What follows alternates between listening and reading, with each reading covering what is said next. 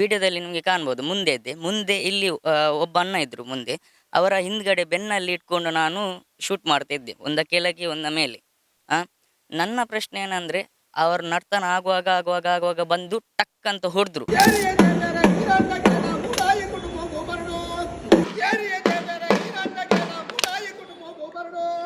ಸಣ್ಣ ಪುಟ್ಟ ಆದ್ರೂ ನಾನು ಅದರಲ್ಲಿ ದುಡಿತಿದ್ದೆ. ಇವಾಗ ಎಂತ ಮಾಡುದು? EMI ತೆಗೆದುಕೊಂಡಂತಹ ಆ ಕ್ಯಾಮರಾವನ್ನು ದೈವ ಉಡಿ ಮಾಡುತ್ತೆ. ಈಗ EMI ಕಟ್ಟೋಕೆ ಅವರ ಹತ್ರ ದುಡ್ಡಿಲ್ಲ, ದುಡಿಯೋದು ಯಾರ ಹತ್ರ? ಹೇಗೆ ಹಾಗಾದ್ರೆ? ಕಂಪ್ಲೇಂಟ್ ಅನ್ನು ಕೂಡ ದಾಖಲು ಮಾಡ್ತೀನಿ ಈ ದೈವ ಪಾತ್ರೆಯ ಮೇಲೆ ಅನ್ನುವಂತ ವಿಚಾರದಲ್ಲೂ ಕೂಡ ಹೇಳ್ತಾ ಇರುವಂತದ್ದು.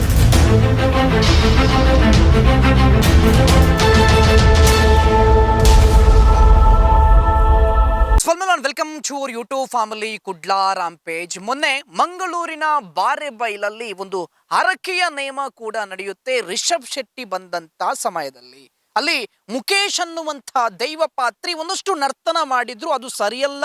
ಮತ್ತು ಆ ಹರಕೆಯ ನೇಮ ಮಾಡುವಂಥದ್ದು ಕೊಡುವಂಥದ್ದು ಕೂಡ ಸರಿಯಲ್ಲ ಅನ್ನುವಂಥ ವಿಚಾರದಲ್ಲಿ ತಮ್ಮನ್ನ ಶೆಟ್ರು ಕೂಡ ಮಾತಾಡಿರುವಂಥದ್ದು ನಿಮ್ಗೆಲ್ರಿಗೂ ಕೂಡ ಗೊತ್ತಿದೆ. ಆದ್ರೆ ಅಲ್ಲಿ ನಿಜವಾಗ್ಲೂ ನಡೆದದ್ದು ಏನು? ಒಬ್ಬ ಕ್ಯಾಮರಾಮ್ಯಾನ್ ವಿಡಿಯೋ ಶೂಟ್ ಮಾಡ್ತಾ ಇದ್ದಂತ ಸಮಯದಲ್ಲಿ ಈ ಮುಖೇಶ್ ಅನ್ನುವಂಥ ದೈವ ಪಾತ್ರಿ ಅವನ ಕ್ಯಾಮರಕ್ಕೆ ಕೂಡ ಹೊಡೆದು ಆ ವ್ಯಕ್ತಿದು ಕ್ಯಾಮರಾ ಕೂಡ ಹಾಳಾಗಿದೆ.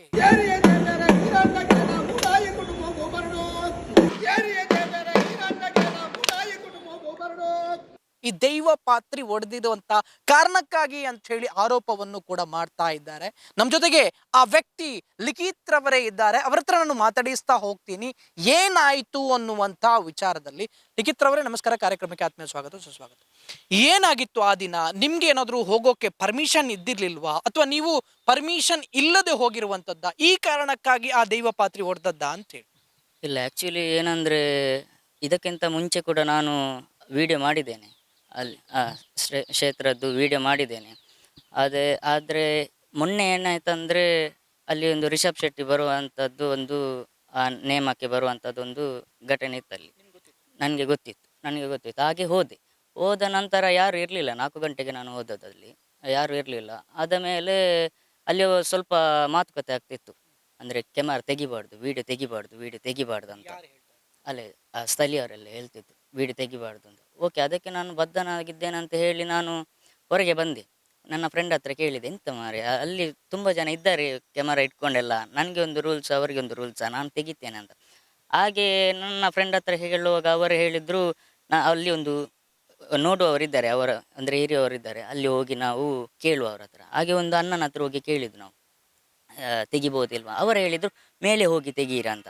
ಆ್ಯಕ್ಚುಲಿ ಮೇಲೆ ಹೋಗಿ ಅದು ಟ್ಯಾರೆಸ್ ಥರ ಇರ್ತದಲ್ಲ, ಹಾಗೆ ಮೇಲೆ ಹೋಗಿ ತೆಗೀರಂತ. ಅಲ್ಲಿ ಆ್ಯಕ್ಚುಲಿ ತೆಗಿಲಿಕ್ಕಿದ್ದದ್ದು ಮೀಡಿಯಾದವರಿಗೆ ಮಾತ್ರ, ಅಂದರೆ ನ್ಯೂಸ್ ಚಾನೆಲ್ನವರು, ಎಲ್ಲ ನ್ಯೂಸ್ ಚಾನೆಲ್ನವರು ಮೇಲೆ ಇದ್ದರು. ಸೊ ನಾನು ಮೇಲೆ ಹೋಗಿ ನನಗೆ ಆಯಿತು, ನಾನು ನನ್ನ ಕ್ರಿಯೇಟರ್, ನನ್ನ ಪೇಜಲ್ಲಿ ನಾನು ಸಣ್ಣದಾಗಿ ಹಾಕುವಂಥದ್ದು ನಾನು ಮಾಡೋದು.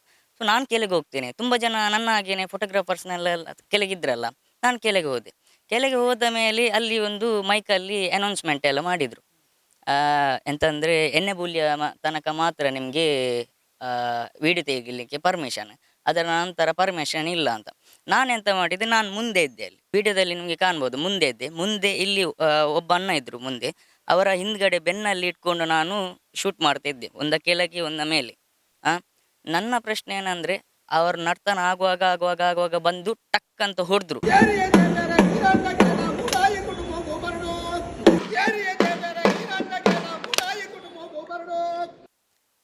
ಸೌಂಡ್ ಕೂಡ ಬರ್ತದೆ. ನನ್ನ ಪ್ರಶ್ನೆ ಏನಂದರೆ ಹೊಡೆದದ್ದು ಯಾಕೆ ಅಂತ. ಮತ್ತೊಂದು ಪ್ರಶ್ನೆ, ಒಂದು ಕ್ಯಾಮರಾ ಮ್ಯಾನ್ ಅವರು ಒಳಗೆ ಬರಲಿಕ್ಕೆ ಇಲ್ಲ ಅಂದರೆ ಯಾರು ಬರಲಿಕ್ಕೆ ಇಲ್ಲ, ಅಲ್ಲಿ ಒಳಗೆ ಬಿಡಲೇಬಾರ್ದು. ಇದಕ್ಕಿಂತ ಮುಂಚೆ ಆ ಗ್ರಾಮದವನೇ ನಾನು. ಮತ್ತೆ ಅಲ್ಲಿ ಪ್ರಾರ್ಥನೆ ಕೂಡ ಮಾಡಿದ್ದೇನೆ. ಎಂತಂದರೆ ಇದು ಒಂದು ಸಣ್ಣ ಕ್ಯಾಮರಾದಲ್ಲಿ ನಾನು ಶೂಟ್ ಮಾಡ್ತಿದ್ದೇನೆ. ಇನ್ನು ಮುಂದಿನ ದಿನಗಳಲ್ಲಿ ನನಗೆ ಒಳ್ಳೆ ಕ್ಯಾಮರಾ ತೆಗೆದು ಕೊಡಿಸ್ಬೇಕಂತ ಆ ದೇವರಲ್ಲಿ ಪ್ರಾರ್ಥಿಸಿ ನಾನು ಬಂದದ್ದು. ತೆಗೆದು ಕೊಟ್ಟಿದ್ದಾರಲ್ಲ, ಇವಾಗ ಇವರು ಹೀಗೆ ಮಾಡಿದರೆ ನಾನು ಎಂತ ಮಾಡಲಿ? ಅಲ್ಲಿ ಒಬ್ಬ ಅಣ್ಣ ಇದ್ದರು, ಅವರ ಹತ್ರ ನಾನು ಹೇಳಿದೆ, ಈ ಥರ ನಾನು ಮನೆಗೆ ಹೋಗ್ತೇನೆ ಅವರದ್ದು, ಯಾಕೆಂದರೆ ನನಗೆ ಪ್ರಾಬ್ಲಮ್ ಆಗಿದೆ, ನಾನು ದುಡಿಯೋದದು, ನಾನು ಮನೆಗೆ ಹೋಗಿ ಕೇಳ್ತೇನೆ, ಈ ಥರ ಆಗಿದೆ ಅಂತ ನಾನು ಹೇಳುವಾಗ ಅವ್ರು ಹೇಳಿದರು, ನಿನ್ನದು ಮಾಡ್ಕೋ ಅಮ್ಮ, ನನಗೆ ಗೊತ್ತಿಲ್ಲ, ಅದು ಸುಮ್ಮನೆ ಎಂತಕ್ಕೆ ನೀನು ನಿನ್ನದು ಎಂತ ಉಂಟು ಅದು ಮಾಡು, ಮತ್ತೆ ನಾನು ಎಂತ ಮಾಡಲಿ ಇವಾಗ ನಾನು ಕಮಿಟಿಯವರ ಹತ್ರ ಹೋಗಿ ಮಾತನಾಡಿದ್ದೆ ಅಂತ ಅನ್ಕೊಳ್ಳುವ, ಅವ್ರು ಎಂತ ಮಾಡ್ಲಿಕ್ಕೆ ಆಗ್ತದೆ, ಅವರನ್ನು ಕರೆಸ್ತಾರಾ? ಸೊ ನನಗೆ ಅದು ಯಾಕೆ ಹೊಡೆದದಂತ ನನಗೆ ಬೇಕಿತ್ತು ಅಷ್ಟೇ. ಅಲ್ಲಿದು ಗ್ರಾಮವನ್ನು ನಾನು ಕೆಳಗೆ ಮಾಡುವುದಲ್ಲ, ದೈವವನ್ನು ಕೆಳಗೆ ಮಾಡುವುದಲ್ಲ, ಪ್ರೀತಿ ನಮಗೆ ಕೂಡ ಉಂಟು. ನಾನು ಓಪನ್ ಆಗಿ ಹೇಳ್ತಿದ್ದೇನೆ, ಆ ಗ್ರಾಮದವನೇ ಅಂತ. ಹಾಗೆ ಅವರು ಮಾಡಿದ್ದು ನನಗೆ ತಪ್ಪು ಅಂತ ನಾನು ಹೇಳ್ತಿದ್ದೇನೆ. ಯಾವ ಕಾರಣಕ್ಕಾಗಿ ಮಾಡಿರ್ಬೋದು? ಅದು ಪರಿಚಯ ಉಂಟು ಅವರಿಗೆ? ಇಲ್ಲ ಸರ್, ನನಗೆ ನನ್ನ ಪರಿಚಯ ಇಲ್ಲ. ನಾನು ಅವರನ್ನು ನೋಡಿದ್ದು ಕೂಡ ಇಲ್ಲ, ಮನೆಗೆ ಹೋಗಿದ್ದು ಕೂಡ ಇಲ್ಲ, ಎಂತ ಕೂಡ ಇಲ್ಲ, ನಾನು ಮಾತನಾಡಿದ್ದು ಕೂಡ ಇಲ್ಲ. ಪೆಟ್ಟು ಬಿದ್ದದ್ದು ನನಗೆ ಗೊತ್ತೇ ಇಲ್ಲ. ನಾನು ಡಿಸ್ಪ್ಲೇ ನೋಡ್ತಿದ್ದೇನೆ, ಅಲ್ಲಿ ನಾನು ವಿಡಿಯೋ ಮಾಡ್ತಿದ್ದೇನೆ, ಓಕೆ. ಇನ್ನೊಂದು ದೇವರ ದಯೆಯಲ್ಲಿ ಇನ್ನೊಂದು ಕ್ಯಾಮರಾದಲ್ಲಿ ಫೂಟೇಜಲ್ಲಿ ರೆಕಾರ್ಡ್ ಆಗಿದೆ, ಹೌದಲ್ವಾ? ಮತ್ತೆ ನಾನು ಸುಳ್ಳು ಹೇಳ್ತಿದ್ದೇನೆ ಅಂದರೆ, ನನ್ನ ಕ್ಯಾಮರದ್ದು ರೆಕಾರ್ಡಿಂಗ್ ಇದು ಹೊಡೆಯುವಂಥದ್ದು ಫೂಟೇಜ್ ಉಂಟು, ಆ ಕಡೆ ಹೊಡೆಯುವಂಥದ್ದು ಫೂಟೇಜ್ ಉಂಟು. ಅಲ್ಲಿ ಸತ್ಯ ಅಂತ ಗೊತ್ತಾಯ್ತಲ್ಲ ನಿಮಗೆ. ನನ್ನ ಪ್ರಶ್ನೆ ಇಷ್ಟೇ, ನಾನು ದೇವರನ್ನು ಎಂತ ಇದು ಮಾಡಲು, ನಮಗೆ ಭಕ್ತಿ ಉಂಟು, ಅಲ್ಲಿದು ಗ್ರಾಮದ್ದು ಪವರ್ ಎಂತ ಅಂತ ನಮಗೆ ಗೊತ್ತುಂಟು, ನಮ್ಮ ಮನೆಯವರಿಗೆ ಕೂಡ ಗೊತ್ತುಂಟು. ಆದರೆ ಆ ಜಾಗದಲ್ಲಿ ಅಂಥ ಕ್ಯಾಮರಾ ದುಡಿಯುವವರಿಗೆ ಹೊಡಿಬಾರ್ದು ಅಷ್ಟೇ. ಮೀಡಿಯಾ ಆಗಲಿ, ಟಿ ವಿ ಚಾನೆಲ್ ಆಗಲಿ, ಯಾವುದಾಗಲಿ, ಅಥವಾ ನಾರ್ಮಲ್ ಕ್ರಿಯೇಟರ್ಸ್ನವ ಬಿಡಲೇಬಾರ್ದು, ಕಣ್ಣು ತುಂಬ ನೋಡಿ ಅಂತ. ಅದು ಬಿಟ್ಟು ಇವರೆಲ್ಲರನ್ನು ಒಳಗೆ ಬಿಟ್ಟು, ಅದು ಅವರು ಅನೌನ್ಸ್ ಮಾಡಿದ್ರಲ್ಲ, ನುಡಿದೆಲ್ಲ ತೆಗಿಬಾರ್ದು ಅಂತ ಹೇಳಿದ್ರು, ನುಡಿದೆಲ್ಲ ತೆಗಿಬಾರ್ದಂತ. ಓಕೆ, ತೊಂದರೆ ಇಲ್ಲ. ಆ ಎಣ್ಣೆ ಬುಲಿಯ ಮೈಕದಲ್ಲಿ ಹೇಳಿದ್ದಾರೆ ಎಣ್ಣೆ ಬುಲಿಯದ ಮಾತ್ರ ತೆಗಿಲಿಕ್ಕೆ. ಅದರ ಮತ್ತೆದು ಕೂಡ ಉಂಟಲ್ಲ, ಹಲವಾರು ತೆಗ್ದಿದಾರಲ್ಲ. ನಾನು ಅದಕ್ಕೆ ಹೇಳುದು, ನಮಗೆ ಒಂದು ರೂಲ್ಸು ಈಗ ಹೋಗಿದೆ, ಯಾರು ಕೊಡ್ತಾರೆ ಈಗ ಕಂಪ್ಲೇಂಟ್? ಅದೇ ನೋಡ್ಬೇಕು ಸರ್. ಇವಾಗ ಕ್ಯಾಮರಾವನ್ನು ಕೊಟ್ಟಿದ್ದೇನಲ್ಲ, ಅವರು ಯಾವ ಥರ ಹೇಳ್ತಾರೆ, ಯಾವ ಥರ ಪ್ರೊಸೀಜರ್ ಎಂತಂತ ಹೇಳ್ತಾರೆ ಅಂತ ನೋಡ್ಬೇಕು, ಎಷ್ಟು ಚಾರ್ಜ್ ಆಗ್ತದೆ, ಅದು ಯಾವ ಥರ ಹೋಗ್ತದೆ ಅಂತ. ಅದರ ಮೇಲೆ ನಾನು ಎಂತಂತ ನೋಡ್ತೇನೆ. ಯಾರಿಗೆ ಸರ್? ಹೌದು ಸರ್, ಮುಖೇಶಿಗೆ ಹೇಳಿದ್ದೆ. ಆ್ಯಕ್ಚುಲಿ ಈಗ ಅನ್ಕೊಳ್ಬೋದು, ವಿಡಿಯೋ ಎಲ್ಲ ಪ್ರಚಾರ ಆದ ಮೇಲೆ ನಾನು ಬಂದು ಇವಾಗ ಮಾತಾಡ್ತಿದ್ದೀನಲ್ಲ ಅಂತ ಹೇಳ್ಬೋದು ಸುಮಾರು ಜನ. ವಿಡಿಯೋ ಬಂದದ್ದು ನಿನ್ನೆನ ಬಂದದ್ದು.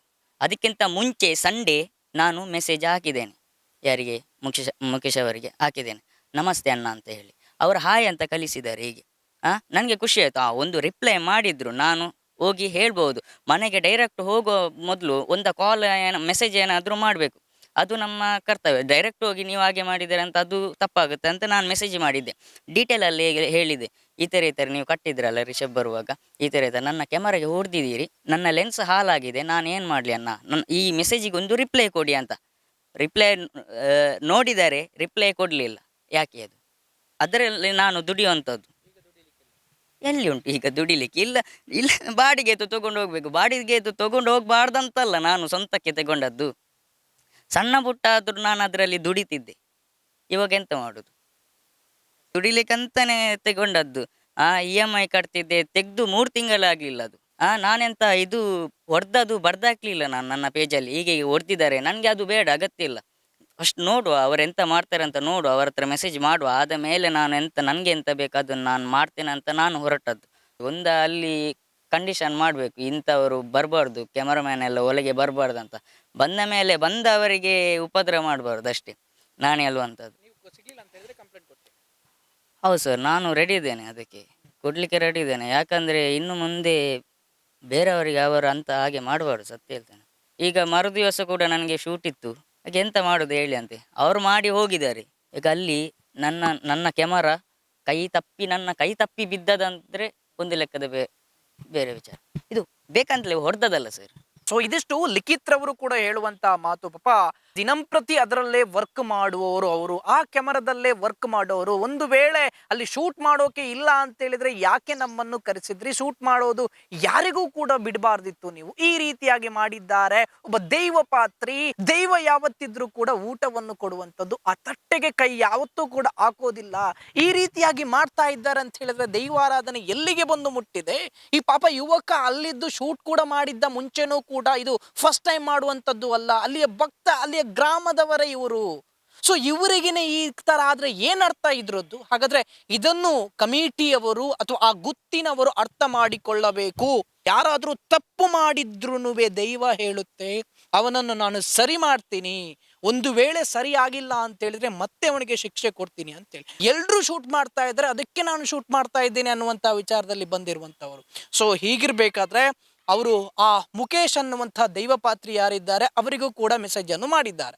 ಈ ರೀತಿಯಾಗಿ ನನಗೆ ಲಾಸ್ ಆಗಿದೆ ಹೊಡೆದಿರೋ ಕಾರಣಕ್ಕಾಗಿ, ಸೊ ನನಗೆ ಅದರ ಲೆನ್ಸ್ನ ಖರ್ಚಾದರೂ ಕೊಡಿ, ಅದನ್ನು ಸರಿ ಮಾಡಿ ಕೊಡಿ ಅನ್ನುವಂಥ ವಿಚಾರದಲ್ಲಿ ಯಾವುದೇ ಕಾರಣಕ್ಕೂ ರಿಪ್ಲೈ ಕೂಡ ಬರಲಿಲ್ಲ.